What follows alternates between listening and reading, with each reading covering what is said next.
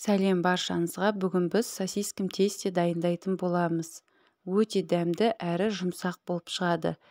Видеоны соңына дейін қарап, менің каналыма тіркелуді ұмытпаңыз. Және де комментарий жазып, лайк басуды ұмытпаңыз. Бізге қажетті заттар: ұн, жылы сүт, сұйық май, қант, дрожж және де тұз қажет болады. Алдымен ыдысымызға жылы сүтті құйып, үстінен қантты салып және де тұзды салып, жақсылап араластырамыз.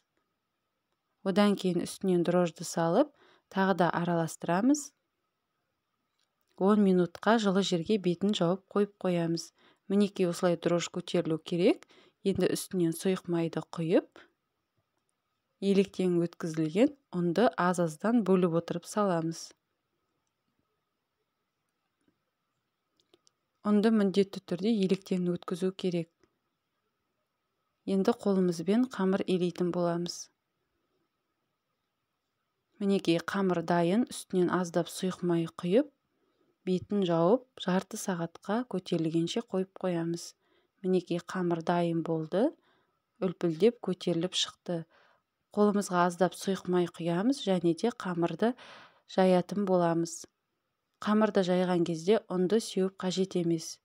Аздап қолыңызды майлап алсаңыз болады. Бізге осындай сосискілер қажет болады.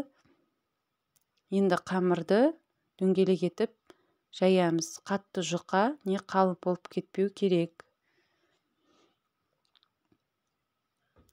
3-4 мм көлемінде болу керек.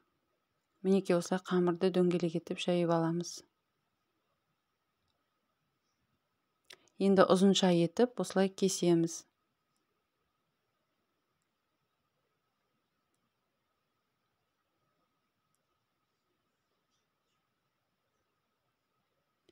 Ортасына сосисканы салып, осылай видеодағыдай орап шығамыз.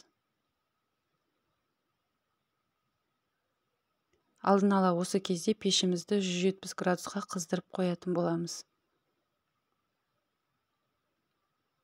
Мінекей осылай ораймыз және бәрін противенге салып, бетінен аздап жұмыртқа жағамыз. Мен үстінен кунжут септім.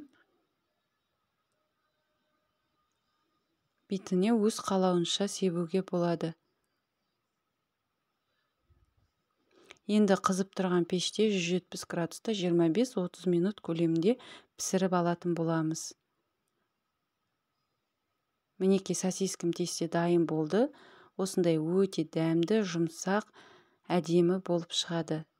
Сіздерге де жасап көруге кеңес беремін.